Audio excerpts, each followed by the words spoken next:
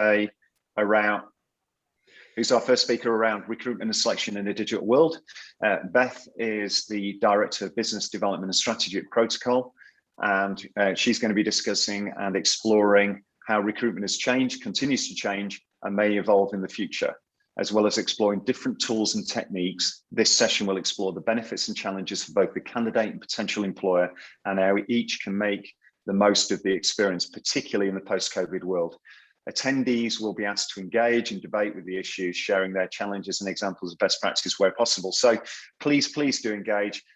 Please enter some comments, talk to us when we enable you to do through the chat. And I very much hope you enjoy this session. So over to you, Beth. Morning, everybody. Right, let's get the technical stuff working, hopefully.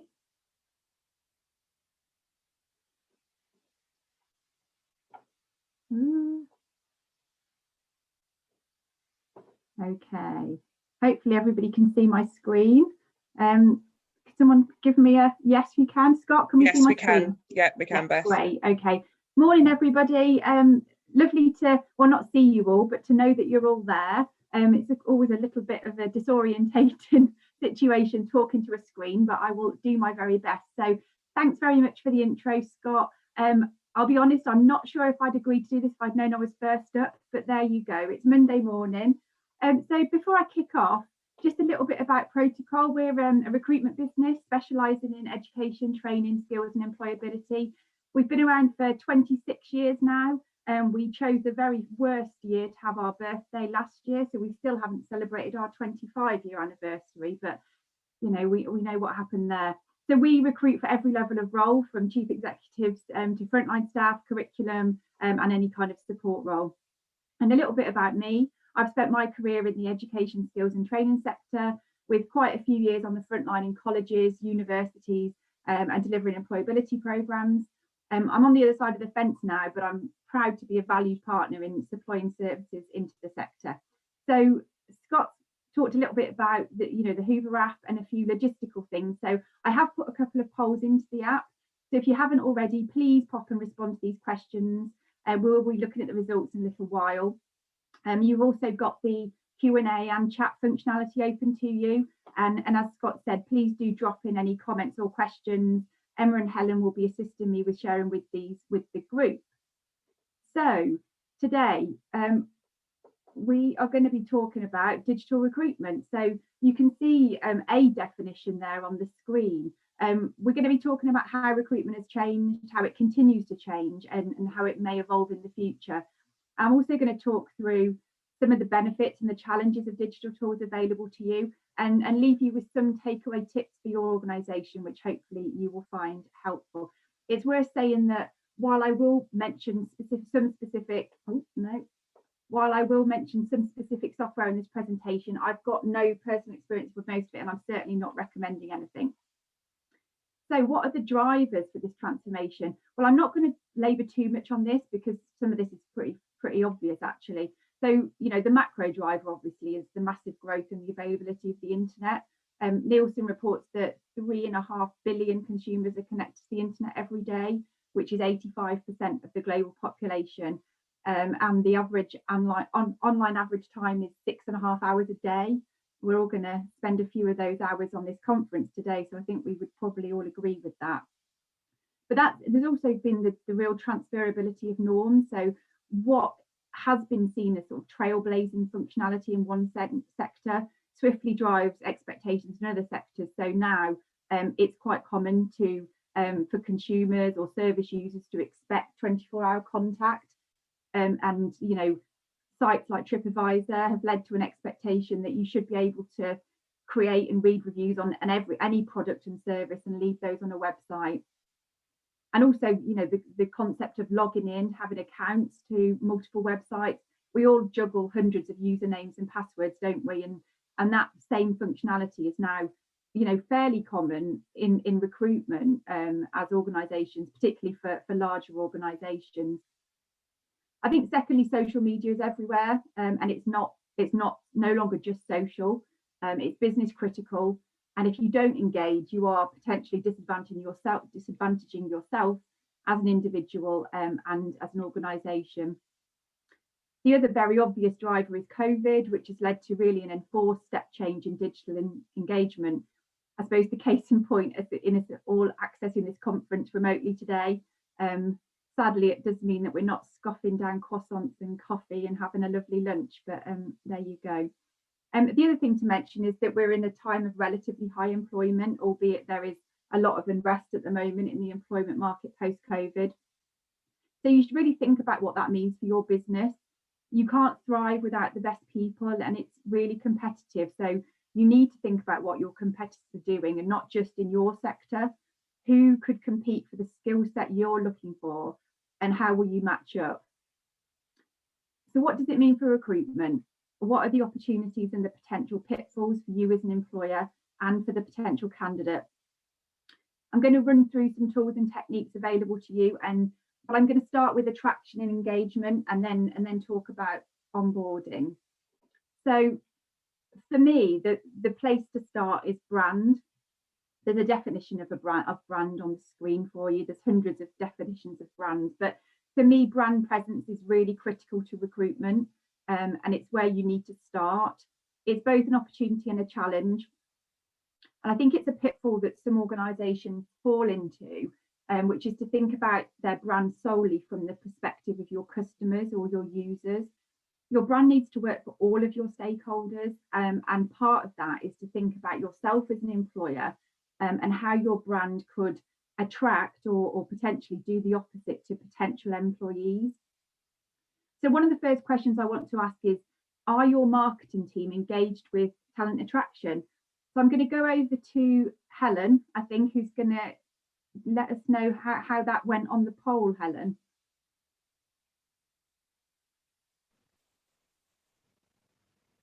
Go quiet.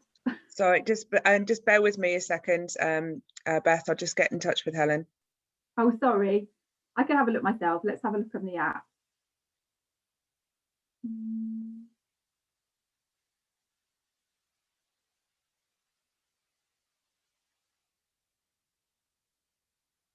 So, yeah, so I asked the question, how aligned is your talent attraction and marketing activity? And 5 people said, so out of 29 respondents, 5 people said totally aligned, and marketing is tasked with recruitment as a key outcome. 12, so less than half, somewhat, so marketing team do polish things up, and 12 say not at all, marketing do their thing. So I think as I go through, perhaps for those of you who didn't answer that your marketing team is totally aligned, perhaps you might think that perhaps they should be. In my opinion, HR and marketing really need to partner to create the right first impression for job seekers. And here you need to think about your platform. So what channels do you have open to you to communicate? And I always think that your website and your LinkedIn company profile are the bedrock of this, and everything else that you do points to one or the other. So they're really key, and they need to say the same thing. The good news is that this needn't be particularly complicated. You just need to pin down what your company does, what are the benefits, and how do you present them. Be really clear on your recruitment policy. You know, for example, do you welcome speculative CVs, or do you only want applicants to respond to vacancies? And you need to make sure you repeat the message across all platforms and schedule messaging about it regularly. Share your organisational culture even when you're not recruiting. And that's really the definition of how you invest in a brand. I know that many of you are in operational roles, perhaps not in HR or marketing roles, but you need to push for this because you're the ones who need the people after all.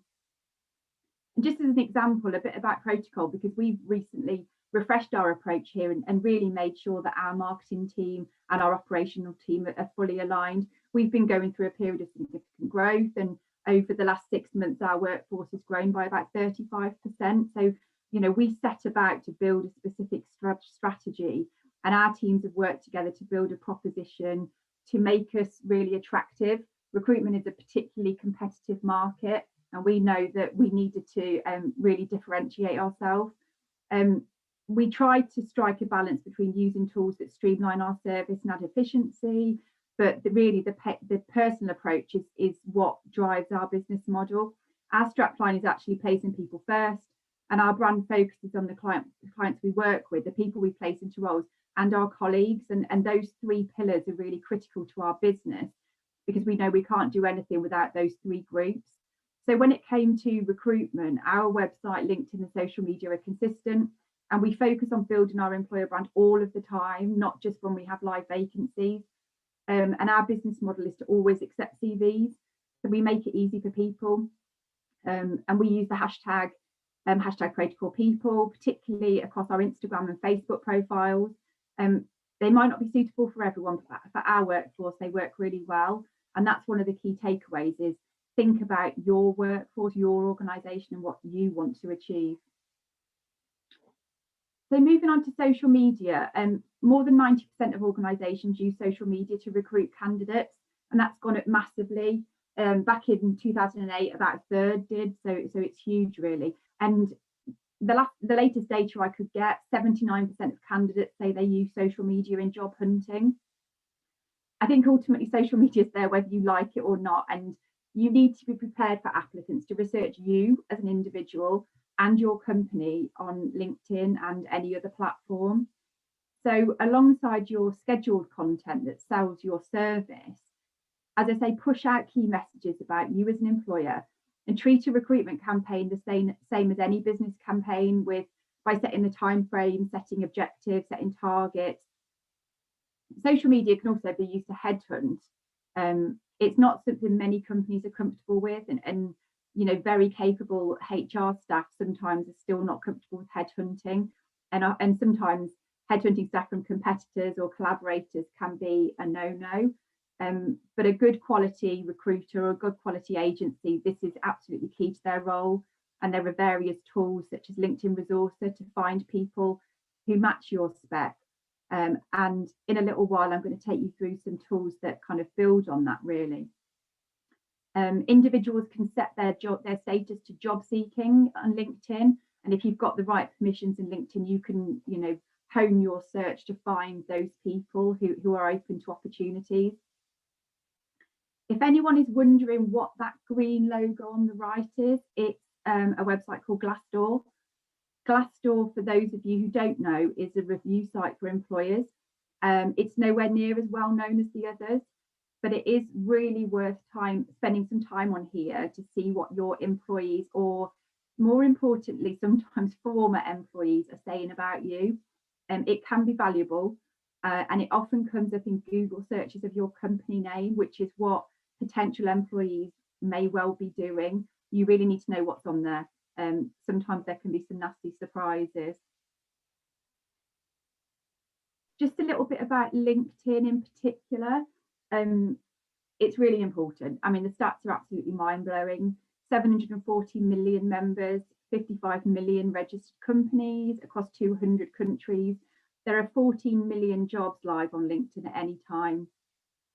87% of recruiters use LinkedIn, and 3 people are hired every minute through LinkedIn. So while I've been talking, what's that? 15 people have been hired or something. It's a lot. In terms of the demographic, 57% of users are male, and users are much more likely to have some kind of higher education. So have you got a company page? And following that up, are you sure you've got a company page? Because some people aren't sure of the difference. With a company page, you can invite people to follow you, which is a real asset. Company pages are static though. They can't connect with people, although people can follow you, but they're really important as going back to that bedrock of your brand, because they allow you to link your employees together, and are really important for search activity. Is one of the key things that may well come up if someone searches for you. The other question to ask is, are your employees using the site consistently and building your brand? You'll see on the screen, this is what my personal profile looks like and what my colleagues looks like. And you'll see that we have a consistent approach to LinkedIn. LinkedIn's absolutely central to the work that we do. So we do put a lot of work into it, but you know, just have a think about how individual profiles reflect your company. And if you've got people, I don't want to offend you, on hugging a cat or wearing a, I don't know, showing their tattoos or having some crazy background, is that the organisational image that you want? I don't know, but it's worth having a look at. But it's also important that your staff are tagging and connect themselves to your company page, because you'll then get the amplification when they create content and share it. Any content they create can pull interested people back to your company, which increases your amplification. And also just remember, use visual content. The engagement rate is increased by 98% if you include some kind of image. So remember that. So job boards. Those of us old enough will remember a time before job boards, when jobs were posted in newspapers or journals or in the job centre even. Now it seems incredible that anyone ever found a job or hired anyone without a job board. And they are really important in terms of your suite of tools available to you to recruit. There has been a massive explosion and also significant change over time in market leadership. At one time it was Monster was everywhere. At the moment it's probably Indeed, but you know, who might it be in the future? Well, one thing that is really worth thinking about is Google Jobs. You might have noticed if you search in your main Google search bar for something with the word jobs, there is now what we call native content. So Google is using its own algorithms to find and display jobs. That could mean that in the future, traditional job boards really lose some of their power. For you, featuring here in that native content on Google Jobs is really important. And that's again why I would really recommend involving your marketing team, because they are the guys who've got the expertise in what your SEO and your paid search activity is doing. And they need to make sure that your SEO is configured to also think about job seekers, not just service users. There are two ways you can make sure that you appear in Google Jobs. And that depends on whether you post your own jobs or you post them to a third party, but your marketing team can advise you on that. Remember that more than 85% of search engine traffic in the UK is via Google. And of that traffic, 75% of people click on the first page of results. So please don't underestimate its power to your business and for your recruitment strategy. So job boards are really helpful. They're not without challenges. I mean, firstly, while job listings can be free, sometimes you need to rise above the noise because there's so much, there are so many jobs on there. So you might need to think about sponsoring adverts to get higher visibility. And if you want to recruit to a more senior or specialist job, you might want to think about multiple sites. So there are specialist sites a lot, you know, across a number of different types of jobs, but they can be quite costly. Sometimes an agency can add value here because they include job board listings as standard. But it's not just direct costs though. The double-edged sword of job boards is how easy it is to apply. So while that's great, loads of people can find your jobs, loads of people can apply. It can mean that you spend an inordinate amount of time sifting through hundreds of really unsuitable applications. So have a think about that as well. But when it comes to attracting candidates, you know, think about that employer proposition, think about how it works online and offline, think about your brand, about social media and job boards and how they all fit together. So at this point, we were going to just go to the chat and see which of these tools people are already using. Is anyone talking in the chat? I'm very nervous at this point. Just give them a chance to gather their thoughts and then we'll pull them together. Fantastic. Yeah, we've sorry, it's Helen here. I've managed to unmute. It wasn't letting me. The joys of technology. Yeah, we have had some comments. Sian's been saying that she's been using LinkedIn and that LinkedIn Headhunter is great for specific roles that are hard to recruit for, she's found. Yeah, that we absolutely find that a protocol as well. It's absolutely key to in terms of the tools we use. I think you know, some of those tools can be quite expensive, and I think as an organisation it's worth giving some serious thought to, you know, who you might want to allocate that responsibility to, whether it's someone in HR, whether it's someone in an operations team, but it may be that, you know, because they can be costly, maybe one, maybe two people across the organisation can do that work for you. Okay, yeah, interesting. And I'm going to be completely honest, I had not realised Google Jobs was a thing. So that's one of the things I should be Googling this afternoon once we've finished today's session. Yeah, it is interesting, and I think I feel like they built the functionality and it's sitting there. I wonder what's going on behind the scenes at Google, because I think, you know, with their market dominance, I think if Google really decided to go for it and make that job functionality a key objective of theirs, I think they could wipe out job boards really quickly. So that's definitely one to watch. Worth investing a little bit of time in now, just to get your head around, or even asking the question, you know, is someone in your HR or marketing team thinking about that? So I'll move on, and as you can see, I'm going to talk a little bit about onboarding. So we've talked about building your proposition, what your employer proposition is, but when you're ready to go out to the market, you need to think about how you want people to come back to you and how you're going to deal with them from that point to the point of potentially getting them into your organisation. You know, you can still request a CV and a covering letter. You can ask someone to complete an application form, but as with many things these days, I would really recommend you think about how the method fits with the outcome.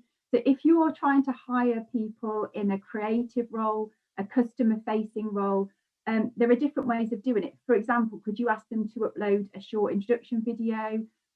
Think about online application forms. It's really easy from your perspective to assimilate the information and make decisions on who to discount, but is it a good applicant experience? And is that what you want their first impression to be? So think back to what we were saying about brand and values. If you say that you are a forward-thinking, digitally enabled organisation, and then you ask them to send what is a pretty basic paper application or you know, a PDF by email, does that experience from the candidate match the dream that you are selling of you as an organisation? Just one to think about, I think.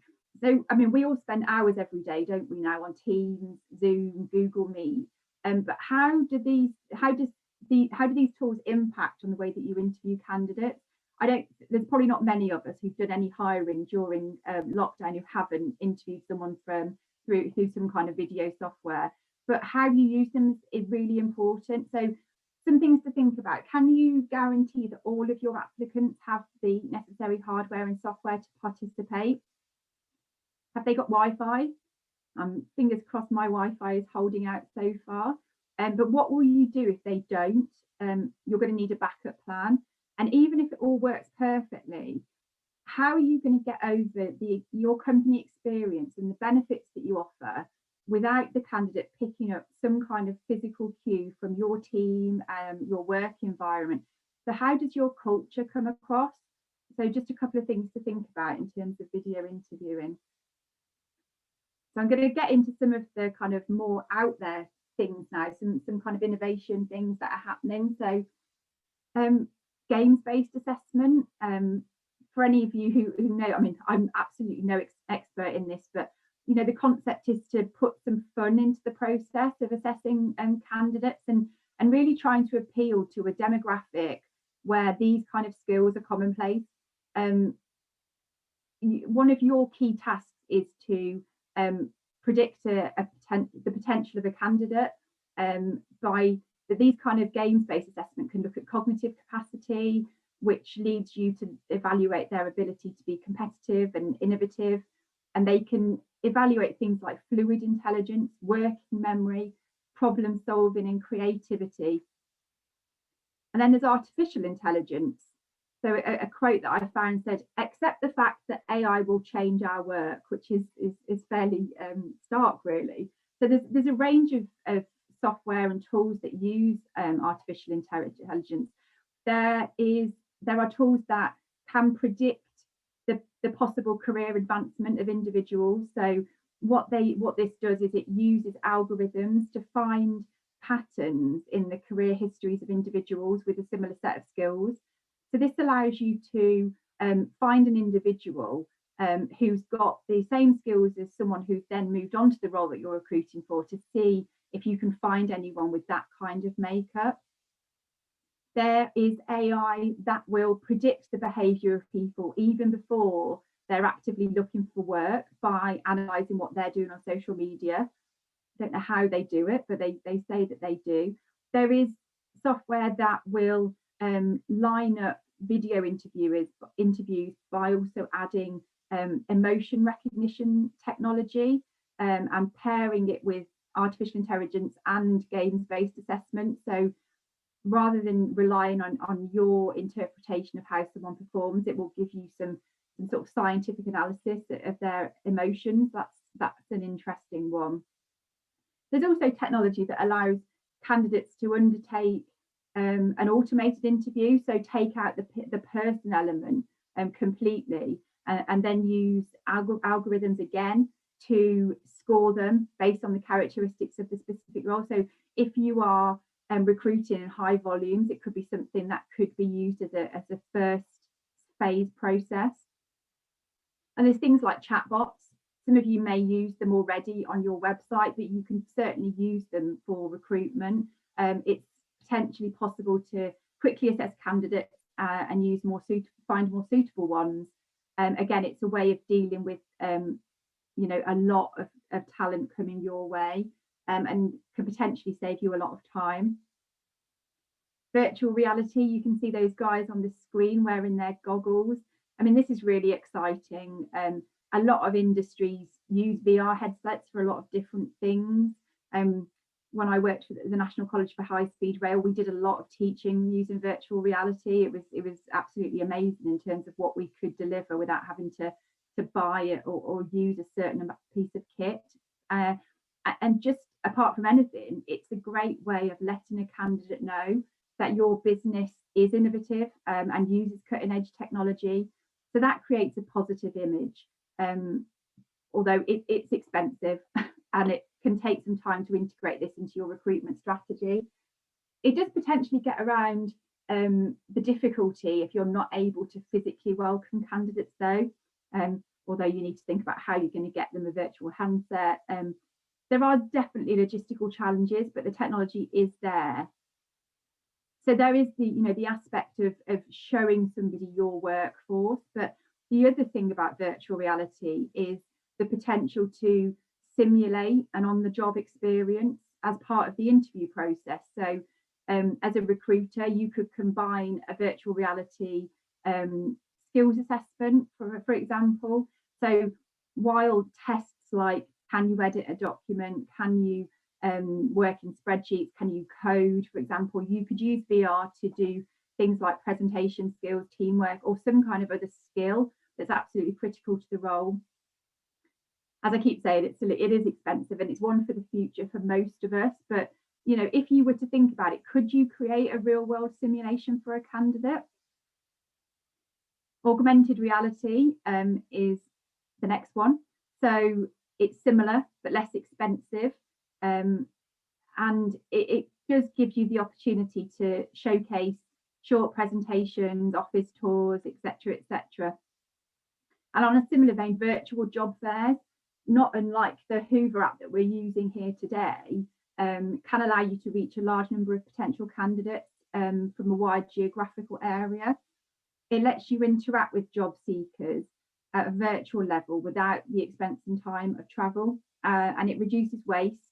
And it cuts the time you spend on pre-screening to allow you to identify suitable prospects. There's quite a lot of things going on there, and I've certainly not been able to give you an exhaustive look at all the things that are available to you, but I really wanted to think through what the pros and cons are to think about when building a digital strategy for recruitment. So from the perspective of the potential employer, you can access a wider candidate pool geographically. Potentially, it's the ability to be detached and to do, for example, online testing without getting personally involved, and removing bias in the selection process. And I'm going to talk a little bit about EDI shortly. There is definitely efficiency gains. I think we've all seen this. So you can get the relevant hiring managers together for an hour rather than, you know, everyone committing a whole day and getting themselves in the same office. And the sustainability benefits from that as well. You're not getting in your car, you're not maxing your carbon footprint. You can use these selection tools to discount people really quickly, and then commit the time to people who fit your brief. If you're recruiting in volumes, you can track and select lots of applicants at a time. But if you need a specialist, you can headhunt to a specific brief.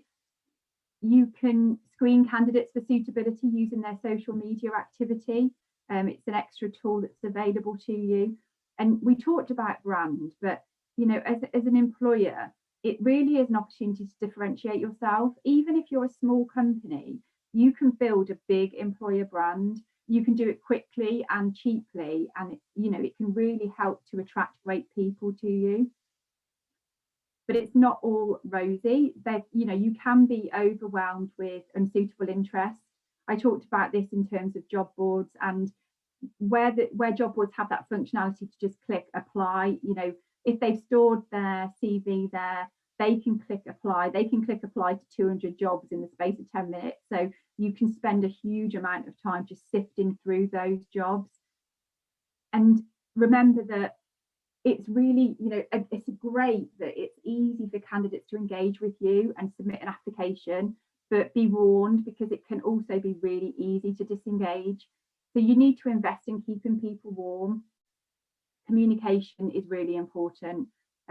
You need to think through that, right? You know, the journey from the candidate, from the attraction through the onboarding, the selection process. Think about it from their perspective. And using digital tools always involves an inherent risk of data management, data storage, data access, data retention, and getting it wrong can not only damage that relationship with that person, that individual, but it can be absolutely catastrophic to your reputation overall. And we've all seen that, haven't we, with companies who've mismanaged data and the reputational damage that's given them. You need to think about induction and their ongoing working pattern. It's not just all about recruitment.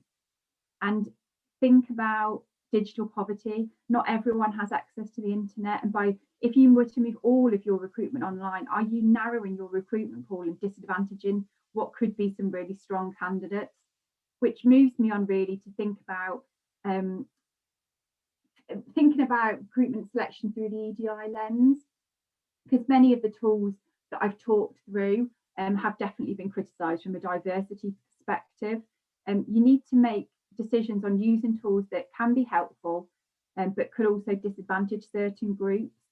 So if we don't think about the EDI aspects of digital recruitment, I think you might see patterns that emerge where certain groups are more advantaged or disadvantaged. And discrimination might occur. It might not be over or recognised, but it may play out along the way and in the future. You need to consider every stage of the recruitment cycle and be conscious of your unconscious bias. What assumptions are you making, and what are you doing to correct that bias? One thing you may really want to think about is search is the terms that you use, the words that you use, but also the images. I talked earlier about how important images are in social media, how they massively drive engagement. And a really key part of that is thinking about that image and making sure that it is reflective of the company that you are, the population that you want to serve, and so you're not disadvantaging anybody. From a technical perspective, in terms of images, you want to use alt text to label them, but make sure that you are telling the story you want to tell. I think maybe 6 months ago, there was the government campaign about a ballet dancer retraining for a job in cyber, and and it was, you know, the inference was that the job in cyber was a proper job and the ballet dancer really wasn't really a proper job. And although it was an offline campaign too, this went viral and did a huge amount of damage because of digital tools. And think about that. So it can work really positively, but it can also be really negative if you get it wrong. And when it comes to advertising or any other digital tool, think about your channels. Are you only using channels or platforms that your current team use or are familiar with? Because if you do, think about whether you're at risk of recreating the team you already have. Think about diversity and how you can widen your talent pool. If you want to sort of explore this further, while it's not just about recruitment, something like Disability Confident or Investors in Disability are both great standards, and they can assist you in making sure that your recruitment and selection is not discriminatory and give you ideas around tools and techniques, help to support you using accessible platforms, and also the use of positive approaches to recruit and retain a diverse staffing group. And then moving on to the perspective of the candidate, so there's definite benefits here. I mean, digital tools can allow access to multiple organisations, potentially ones that candidates have never heard of. And as I said, even small organisations can build themselves a really strong proposition. As a candidate, you've got the ability to research organisations before you apply, and please be aware that individuals do, and they should, and if they don't, they might not be the person for you. Going back to what I talked about employer proposition, knowing that people are going to research you, are you happy with what people are going to learn about you? Definitely check that Glassdoor review. But they've got challenges, as a candidate. How do they make themselves stand out in a crowded market? If you are ploughing through hundreds and hundreds of people who've responded to an advert on a job board, how do they make themselves stand out? And while they can find out a huge amount about you as an organisation, they don't get the opportunity to feel the organisation because, in many cases, they can't attend in person. And there's a risk of their private opinions or their history getting into that public professional domain. I'm going to stick my hand up and say I'm quite happy that Facebook wasn't around when I was at university, and some of you may well feel the same. They also might, they might not get a response. And as a candidate, you can feel like you're on a conveyor belt, which is never a nice feeling, is it? And you can see on the screen just one example of thinking through the levels of assessment. So this recruiter who's very well respected is talking about the levels of assessment that a candidate can be asked to go through. So I think one thing I would really say is just because you can do something, it doesn't mean you should.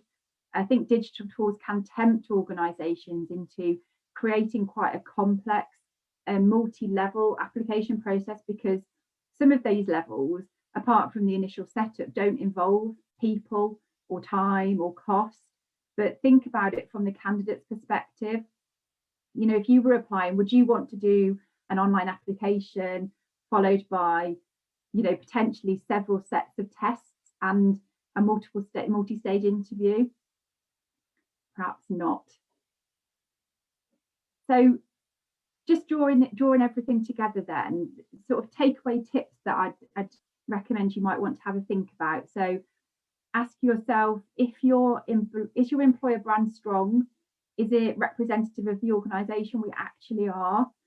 Would people want to work here? And I suppose, have you got a mobile enabled careers website? Because that is kind of the bedrock, along with your LinkedIn company page. Have you got those, and are they giving out the right messages? Go back to that earlier question about your marketing team. Are they engaged in staff recruitment? And if not, how can you make it happen? Because they've got digital expertise that is really important in supporting what is, let's face it, one of the most business critical things that you do, if not the most important thing that you do. Is your company LinkedIn page compelling? And also, is your personal LinkedIn profile complete? Is it up to date? And is there consistency and brand alignment across everyone who works for your company? Because if there isn't, you know, it's a missed opportunity really. And allied to that, you might want to think about social media policy. Do you ask your staff to represent your brand? Do you expect them to? Think of all the combined power of all of your staff saying the same thing, the same positive thing. It's something that you know, we put time and effort into, and I think we definitely reap the rewards of that.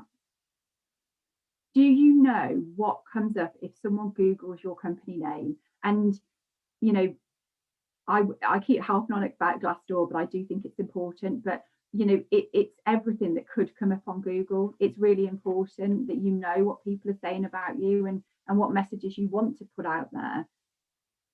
I suppose the other thing is, you know, I've covered a fair amount of ground here today, but it might be worth just asking the question, if someone in your organisation is thinking about the future of recruitment and how you're going to move with the times.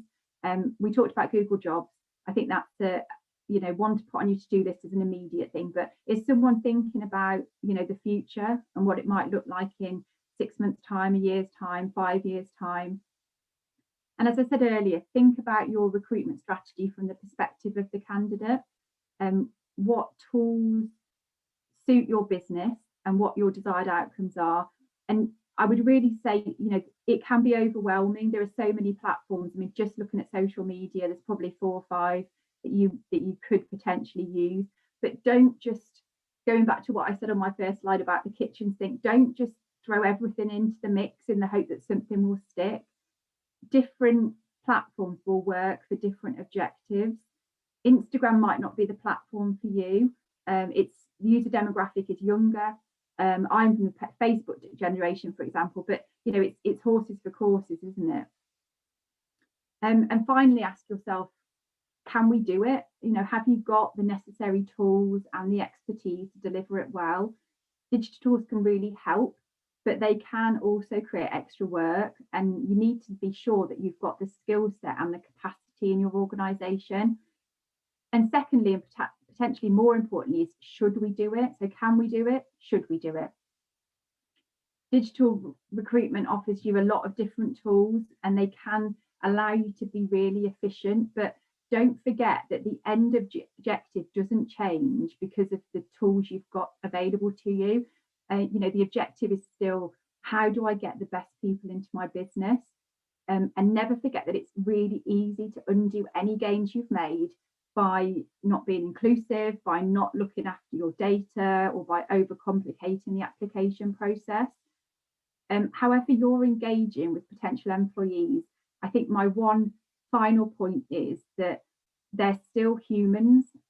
They still want human interaction and constructive feedback, and that doesn't change whether you're doing that digitally or in person. So that is me done. Fantastic. Thank you, Beth. That was really good and really interesting.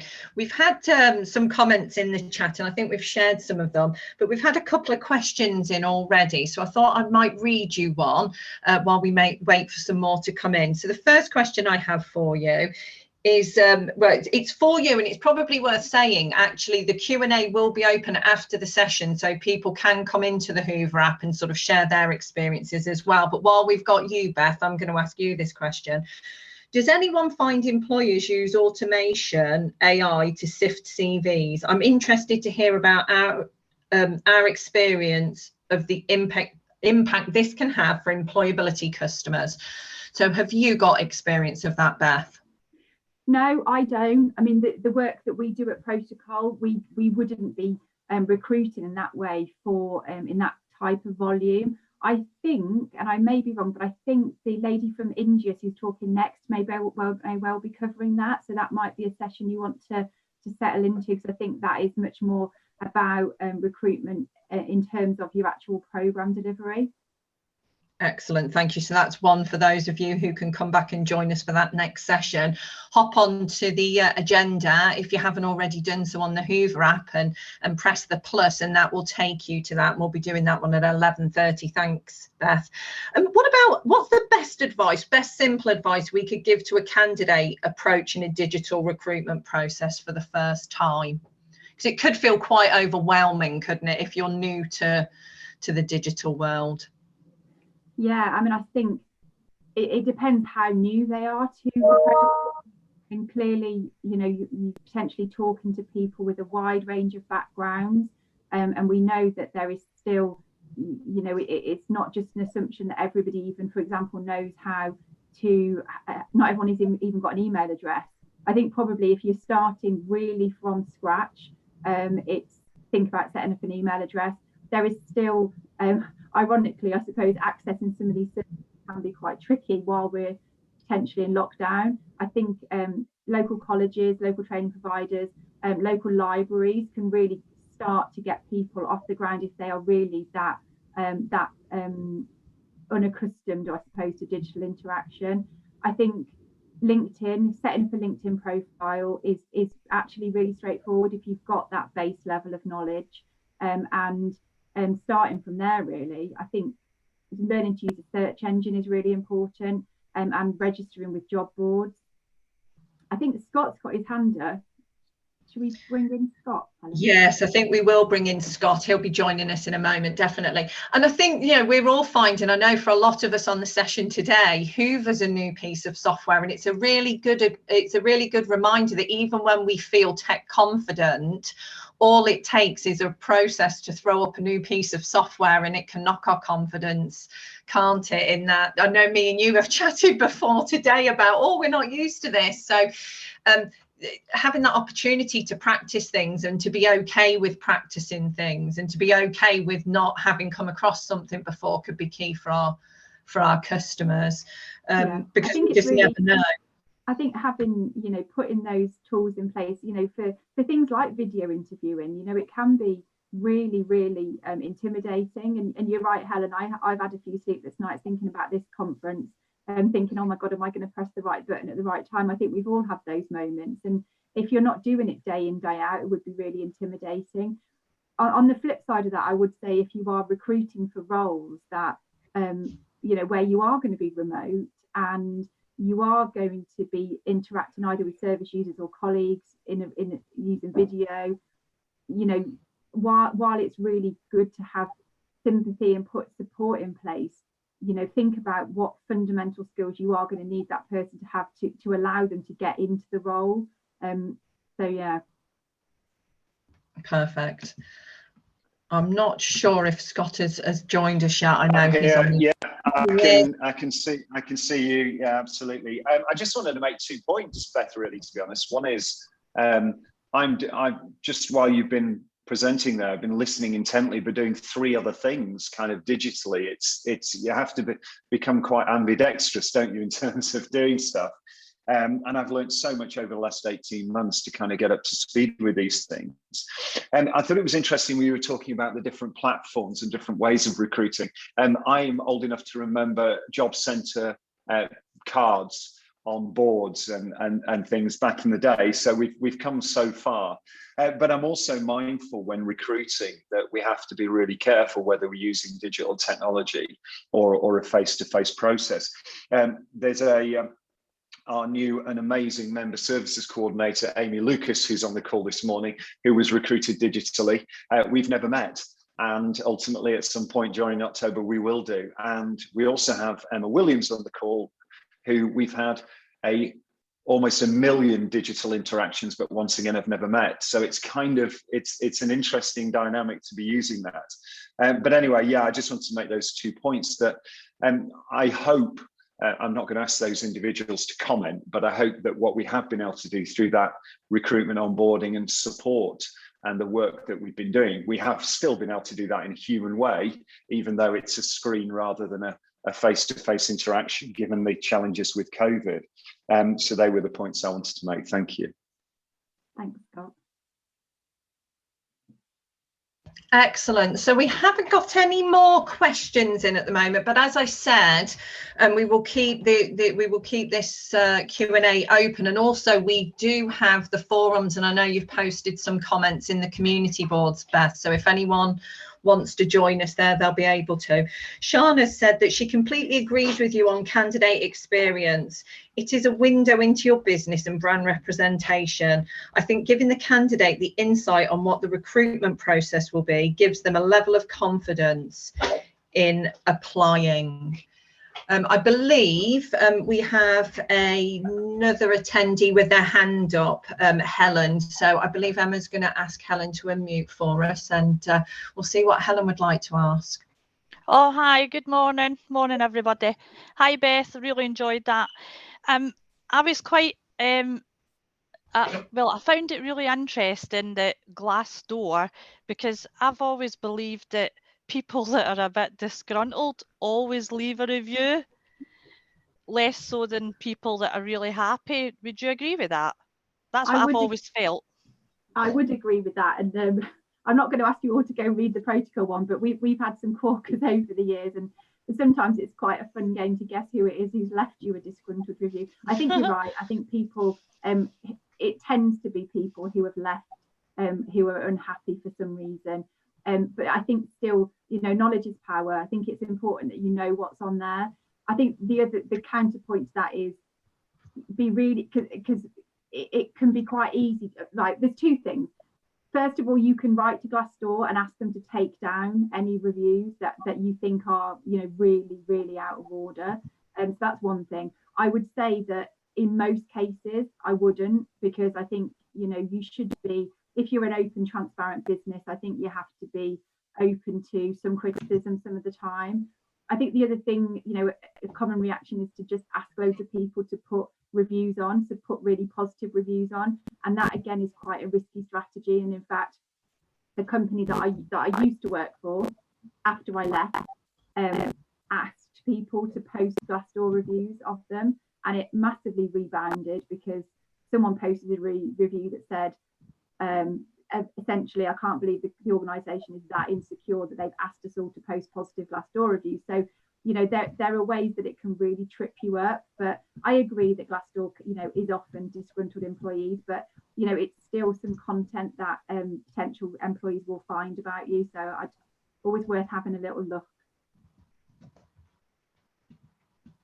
I think also, Beth, I mean, I think we traditionally concentrate so much in recruiting and onboarding people at the front end, so getting them, and, you know, I think many times people sell a company and they go, oh, it's the best place to work, and often there seems to be this kind of feeling that if somebody wants to leave, often for the right reasons, then they're potentially being disloyal, or it's you know, it's almost as if you're hurt that that people want to go somewhere and do something differently. And I think the best companies in the world are those that have equal regard for somebody's exit from an organization as they do somebody's entrance. And I don't always think we get that right, particularly here in the UK. Yeah, I would agree with that. Yeah, I mean, it's you know, you've got a ready-made set of ambassadors, and you know, when I talked about aligning everybody's company LinkedIn profiles, you know, that can be really powerful. And think about how many employees you've got and multiply that. All the content that they create can be pointed to your company. But yeah, you're right. I think, you know, retention is just as important, and also people inevitably move on. I don't know how many people are on this call who've only ever had one job. I don't think there's many of us. It's part of life, isn't it? And you're right. And you never know when someone's coming back round the corner. And we've got, I think probably I could name 4 or 5 people at Protocol who went somewhere else, did something different, and then came back. And actually that's the greatest compliment I think anyone could ever pay you, isn't it, as a company, to say, I need to go and do something different now, but I would, you know, I'd love to come back maybe at some point. Yeah, so I think you're right, Scott.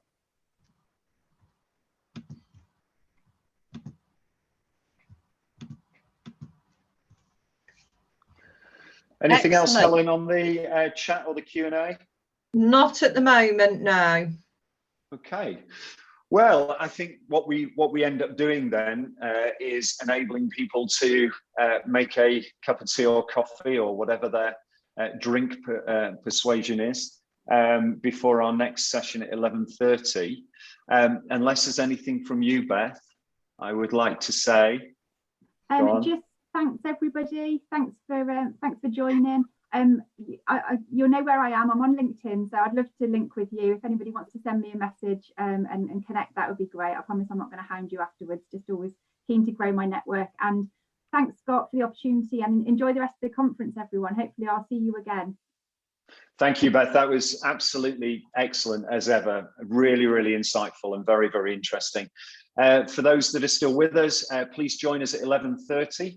Where we'll be with Jane Garner, who's the head of integration at Ingis, who'll be presenting on using technology to help people progress in work, the other side of the coin, as it were. Jane will be discussing how tech can help people secure work and how that's evolved to support all stages of their journey and different circumstances. Through in-house developments and new initiatives from Tech for Good companies, digital solutions are providing more way for people to connect and progress. This session will explore how Ingis have harnessed digital ways of working in their employability programs to improve outcomes and impact. Please join that session through the Hoover app. Please make sure you do it that way around. We had a number of people trying to join through the Zoom app who missed the first couple of minutes of Beth's presentation, which is a shame. So please use the Hoover app. For anybody who did miss that, the session will be on the Hoover app, so you can catch it with those first couple of minutes at the beginning. We'd like to thank Beth again. I'd like to thank you all for joining us, and we will see you on the other side of a cup of tea or coffee or juice or whatever. Thank you very much. See you soon.